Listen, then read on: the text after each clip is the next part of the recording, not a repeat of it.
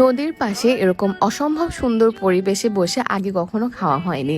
আজ আমরা এখানে বসে ভর্তা ভাত খেলাম, সাথে তাদের ধরা টাটকা মাছ ভাজা। উফ, এটা এত মজা লাগছিল। তো তোমাদের নদীর পাড়ে ঘুরাই নিয়ে আসি।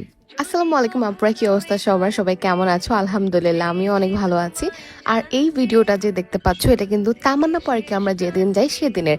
তামান্না পার্কের ভিডিও তো তোমরা অলরেডি দেখেছো, তবে আমরা আসলে তামান্না পার্কে যাওয়ার উদ্দেশ্যে সেদিন বের হইনি। সেদিন বের হয়েছিলাম আমরা ভর্তা ভাত খাবো মিরপুর বেরিবাঁধে।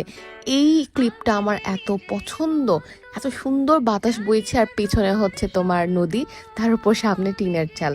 তো এখানে হচ্ছে অনেকগুলা খাবারের দোকান পাবা তোমরা, মানে মিরপুর বেড়িবাঁধে আসলে মিরপুর 1 বেড়িবাঁধ বললেই হচ্ছে সবাই চিনবে। সো এখানে হচ্ছে প্রথমে আমরা এই জায়গাটাতে আসলাম খাবার খাওয়ার জন্য, আর আমরা দুপুরে খেয়ে আসিনি, আর এখানে হচ্ছে আমরা দুপুরে খাবো। এসে দেখলাম অনেক মানুষ এসেছে আর বসার জায়গায় নেই। তো আমরা প্রথমে ঘুরে দেখছিলাম যে কোথাও বসার জায়গা আছে কিনা।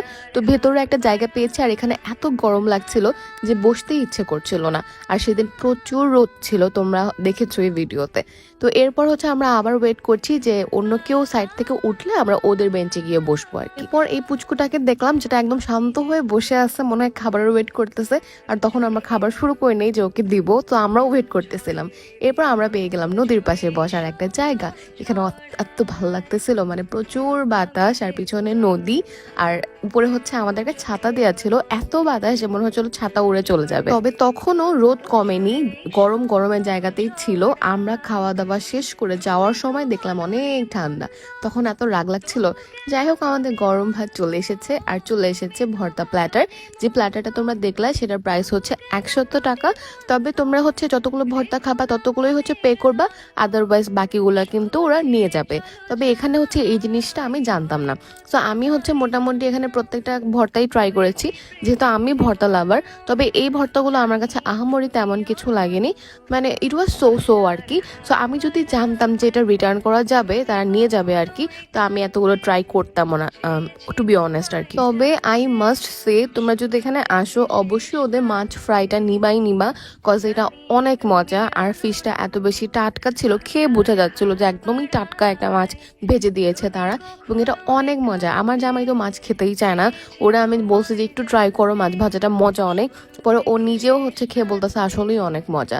তো তোমরা হচ্ছে এখানে আসলে অবশ্যই ওদের মাছ ভাজাটা নিবা, তোমাদের অনেক মজা লাগবে। এটা মনে হয় ছোট তেলাপিয়া মাছ ছিল, যেটার প্রাইস 100 টাকা। আর আমার না মাছ ভাজার সাথে শুকনো মরিচ খেতে খুবই ভালো লাগে। শুকনা মরিচ আর কাঁচা পেঁয়াজ একসাথে করে মেখে তারপর মাছ ভাজা দিয়ে খেতে খুবই ভালো লাগে। মাছ ভাজার শেষে আমরা নিয়েছিলাম বিফ ভুনা, কিন্তু ওদের বিফ ভুনাটা একটু লেগে গিয়েছিল, মানে একটু পোড়া গন্ধ আসছিল। বাট হ্যাঁ, ওনারা আগে জিজ্ঞেস করে নিয়েছে আমাদের যে আমরা নিব কিনা। আর আমরা যেহেতু বাইরে চিকেন খেয়ে এত মজা পাই না, সো আমাদের হচ্ছে কমফোর্ট জোনের জন্য আমরা অলওয়েজ বিফই নেই বাইরে গেলে, এবং ওইটা নিয়ে আমরা খেয়েছি। খারাপ ছিল না, ভালোই ছিল। এরপর আশেপাশে একটু ঘুরে দেখলাম, তারপর ওদের এখানে আইসক্রিমও সেল করে।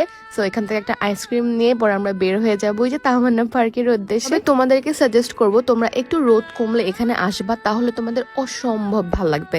মানে আমার তো বারবারই আমি বলি যে আমার গ্রামীণ পরিবেশ ভীষণ পছন্দ, আমাকে এখানে রেখে দিলে আমার যেতে ইচ্ছে করবে না। সো আমি যদি একটু ঠান্ডার সময় আসি তাহলে মনে হয় আমি আরো বেশি এনজয় করতে পারবো। তো তোমরাও হচ্ছে এরকম টাইমেই আসবা, ওকে।